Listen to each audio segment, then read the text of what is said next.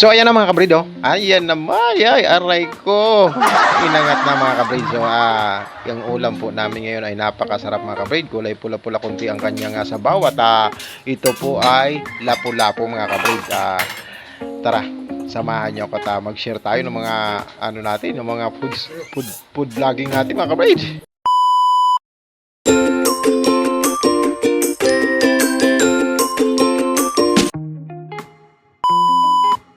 So ayun nga mga kabrid, for today's video mga kawaidi, ang gagawin po nating paglalathala sa pamamagitan po ng premiere ay ang ating pagluluto ng simpleng ulam bahay mga kabrid. So ito mga kabrid, makikita nyo ang gagawin nating paglalathala is ukol sa kung paano ang proseso sa pagluluto natin ng isang uri ng ulam, kusido, sinabawan o sinigang mga kabrid sa ating napakasarap na isdang nakita sa palengke mga kabrid, ang lapu-lapu mga kabrid. So ayan ginagayat ko na po mga kabrid ang syempre ang kalamansi. Bumili tayo ng 10 pisong kalamansi mga kabrid, siguro po mga 12 piraso mga kabrid. Ayan, hihiwain tapos ibababad natin sa mangkok na may tubig kasi mamaya po pag for finishing na ilalagay na lang natin yan sa baw niyan mga kabrid. Pipigaan natin ang kalamansi syempre at ilalagay natin so ayan na mga kabrid, naka-prepare na rin tayo ng syempre yung kamuti natin, talbos ng kamuti namin mga kabrid, kalamansi namin mga kabrid, yung ating isda dun sa dagat namin mga kabrid. Damn! Tapos yung ating syempre mga sangkap. So ayan na, samahan nyo ko. Ang paglalathala ulit nito mga kabrid is a cooking video. Nice. So ayun mga kabrid, samahan nyo lang po ako sa pag-prepare natin ng ating lulutuin ngayong gabi, ang kusidong lapu-lapu at halo-halong isdang fresh mga kabrid, na isdang bato mga kabrid.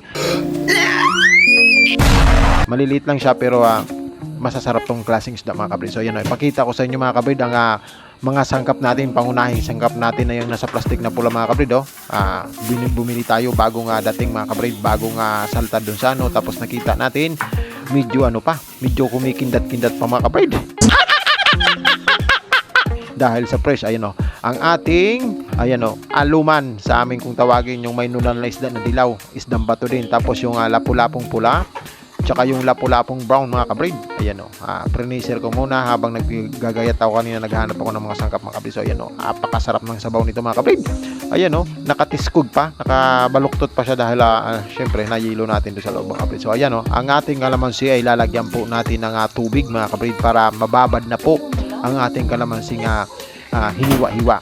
Gagawin natin dyan pag malapit ng maluto, saka na natin siya pipisatin mga kabrid para may pang-asim na tayo. Tapos pagkapatay natin ng ating niluluto at natimplahan na, saka na natin bababawan ng ating kalamansi flavor mga kabrid para pampakindat ba sa pampanamis-namis ng lasa, and then at the same time pampangiti sa ating asawa mga kabrid. So samahan nyo lang ako mga kabrid. Siyempre, lilinisan natin yung isda na yan mga kabrid. Tanggalan natin ng mga hasaang, mga kinain nila mga kabrid. Tapos, imagine na tayo. Mag-isip-isip na tayo na sana mapasarap natin ang luto na to para mayroon tayong maganda-gandang puntos ba? Matuwa sa atin yung ating may bahay na si Ma'am Gabs Mix Vlog mga kabrid dahil medyo okay ang pagkayari natin ng isda mga kabrid. So ayan, tuloy-tuloy lang tayo. And then itong natin ginagawa mga kabrid is minsan kasi lagi na lang kaming sardinas, minsan galunggong, minsan tuyo, itlog na pula, dilata. Pag nakakita kami mga kabrid at nasaktuhan kahit maumahuhay na lang ba, kahit yun na lang yung pira namin at medyo nasasawa na kami sa mga ganong bang ulam, hindi ko pinapalagpas sa mga ganyang pagkakataon na ang mga mangingisda lang mostly ang marunong tumingin ng talagang masarap na isda mga kabrid. Wow naman! Wow! Wow! So dahil dati tayong mandaragat, maninisid at kung ano-ano pa mga kabrid dun sa dagat na ginagawa natin, alam natin ang mga isdang masasarap. Kilala kong kaliskis mo, oy. Kaya pag nakakita tayo ng ganitong mga isdang bato na ito mga kabrid, lapu-lapu, aluma na sinasabi, yung dilaw, naku, napakasarap po ng sabaw nito mga kabrid. Sa sabaw pa lang nito talagang ano na ka na, mapapasipol ka na sa manamis-namis na lasa mga kabrid. So ayan no, nilandaan na rin natin ng mga gulay. Ang mga gulay po na ito siyempre bumili tayo isang tali ng gulay na kamote, talbos, tapos isang tali na gulay na malunggay. Tapos dinagdagan ko kaya marami yan kasi nag-ano rin ako doon, kurot-kurot din ako doon sa mga tanim natin sa labas. So ayan no, nadagdagan mga kabrid. Kaya talagang kung sa gulay pa lang mga kabrid, malasa na ang ating sabaw mga kabrid. So ayun lang, ito mga kabrid na ginagawa na ating niluluto mga kabrid, bibihira lang makita natin. Bibihira ko lang itong maisagawa kasi bihira lang natin matsimpuhan ang ganitong klaseng lutuin mga kabrid. Pero para sa akin isa itong pagdating sa sabawin, ang mga isdang bato po ay ang mga first class na masarap sabawin mga kabrid. Mga danggit, ayan, sasarap po niyan ang sasabaw niyan mga kabrid. Bola lang yan. So ito kabrid, i-prepare na natin. Si GPC po ay nagpi-prepare dito, samantalang si Ma'am Gabs doon ay nagadot-dot po, gumagawa ng playlist sa ating mga kaibigan at naghahanda. Alright. Nag-checking sa yung mga kasamahan natin doon sa pag-YT mga kabrid, kung mayroon na ba silang mga frame, may mga naka-schedule na ba sila, may mga bago tayong mga ano ba, may mga comment ba na magaganda. Yeah boy. Mayroon bang nakasiting pretty na doon ang ating may bahay mga kabrid. Samantalang tayo dito, kuskus balungos, mikos na may kasamang hikaos mga kabrid sa ating niluluto mga kabrid. So ayan ayusin natin, ibigay din natin ang mga hasang doon sa aso natin na dalawa mga kabrid, kasi yung isa hindi kumakain ng hasang yon, tapos yung isa naman na binigay sa atin na aso, isa kahit walang walang pinapatawad mga kabrid. So kain siya ng kain. So ayan mga kabrid, tara i-prepare na natin mga kabrid. So maraming salamat pa rin sa patuloy na sumasabay dyan, yung ating mga kaibigan na dyan, lalo na sila Ma'am na Lilet Life and Travels mga kabrid, ang ating kaibigan na napaka masayahin na si Sir Saijin Hunter, ang ating bagong kaibigan at bagong kasama sa ating team na si Madam Irene Jordan mga kabrid. Maraming salamat. At ayan si Sir Dennis na sulit din sa atin, at si Ma'am Ceros HK, yung ating ingat ka dyan mama, konting konting kailangan na paiba-iba yung mga alibay natin dyan sa pagpunta ng CR, kasi baka yung totoo yung sinasabi mo, yung sandok, baka makalunok tayo ng sandok dyan mga. So ito mga kabrid, pasalamat ulit tayo sa iba nating kaibigan dahil medyo mahaba-haba, 13 minutes. Maraming thank you sa ating kaibigan na si Ma'am Gima Mix Vlog. Ma'am Gima Mix Vlog, pasensyahan nyo na po na lahat po ng sinabi ko is kunti lang ang natutupad ma'am. Ma'am Gima Mix Vlog kasi nag-aberya po. So, pero pag nagkaroon kami ng oras, Ma'am Gima Mix Vlog, susuklian namin lahat ng kabutihan mo. So Nagbibiro lang ako. binalik namin po ang oras namin dahil hindi na tayo isasabit ni Ma'am Gemma. So sabi ko, dahil marunong naman na si Mama Irene Jordan at okay naman na, napakabilis niyang matuto, doon natin siya sa baba, doon natin siya sa bungad mga kabrid, dahil wala rin naman siyang harang pa, kailangan doon siya kasi para ang namin is tuloy-tuloy.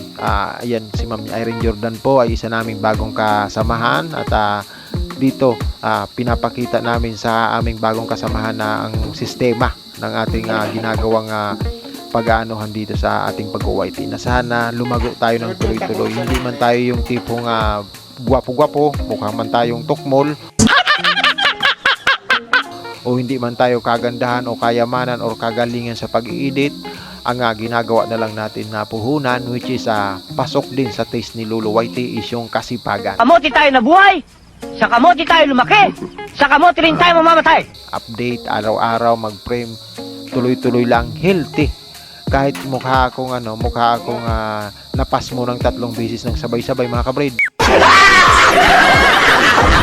ang YT natin ay dapat healthy mga kabrid. So ganun lang ang pag-aano natin sa yung natin, yung mindset na sinasabi, mindset. So ayan kuskus tayo dyan mga kabrid. Ay kukuskusin natin ng kukuskusin lahat ng kukuskusin para malinis mga kabrid. Yeah boy. Aray ko mga kabrid, aray ko. Sana naman mapasarap natin ito at para matuwa sa atin ang ating may bahay mga kabrid. Alright! Tuloy-tuloy lang tayo. Ayan, lagyan natin ng konting asin mga kabrid dahil syempre yung lang saba ma-minimize natin na sinasabi. So tuloy lang tayo. Ayan, hanap muna ako dun sa labas. Ito na mga kabrid, ito na pala mga kabrid. Ayan na mga kabrid, kumukulo-kulo na yung pinakuluan nating sibuyas. Ang ginagawa ko po pang kukusido, pakukuluan ko muna ang sibuyas sa tubig, tapos may asin na po yan, tapos pag kumulo, lagay na yung ating isda mga kabrid na napakasarap at napaka-fresh. Tapos po, pagkatapos po niyan mga kabrid, titingnan natin yung itsura niyan. Pag nakita nating luto na, saka na natin ilagay ang gulay and then mekos na mga kabrid. Kailangan mapasarap natin ito dahil matik na yan. Si Ma'am Gabs mga kabrid, mapasaya lang natin ang ating may bahay is okay na sa atin. Dahil kumukulo na, nakalagay na tayo ng malapit ng maluto mga kabrid, natimplahan na rin natin. Ayusin na natin yung kalamansi. Ang diskarte ko po sa pagkukusido mga kabrid isa, pag pinatay ko na po yung apoy para matigil na po ang pagkulo-kulo at luto na, saka ko pa lang itong ilalagay na ating kalamansi kasi masarap-sarap po sa kalamansi ang medyo hapkok. Oh my God! Wow! Mga kabrid, yung tipong paluto pa lang siya kasi mabilis maluto yung asim nito mga kabrid. Tapos pag nasobrahan naman siya sa pagluto, naiba yung lasa ng asim. Medyo po napait. Minsan may mapapansin kayo medyo mapait na kusido mga kabrid. Ayun po yun. So ito mga kabrid, saktong-sakto po mga kabrid. Sana naman mapangiti natin ang ating may bahay mga kabrid. So ayan mga kabrid, marapit na tayo matapos mga kabrid. Bilisan na natin at matatapos ang ating munting premiere mga kabrid. Napabilis at napakwento tayo ng maigi-igi mga kabrid. So maraming salamat. Ayan naglagay na tayo ng dahon dahil kumukulo-kulo na. Ilalagay na natin ang ating panghuli na ating malunggay mga kabrid. Pag sakto na, i-chimpo lang natin na sabay-sabay maluto mga kabrid. At heto na, malapit na natin siyang i-serve mga kabrid. Maraming salamat sa patuloy na pagsabay dyan mga kaibigan natin, sa mga dyan. Maraming thank you po. Hopefully po mga kabrid, lagi lang po kayong nandyan at walang sawang magsabaybay sa amin, magsuporta. Kami naman po andito. Pag free po ang time namin, andito lang kami para mag-sukli sa inyo mga kabrid. So maraming salamat. Ayan mga kabrid, ilagay na natin ang ating malunggay mga kabrid dahil luto na ang ating talbos. Lagay natin ang malunggay.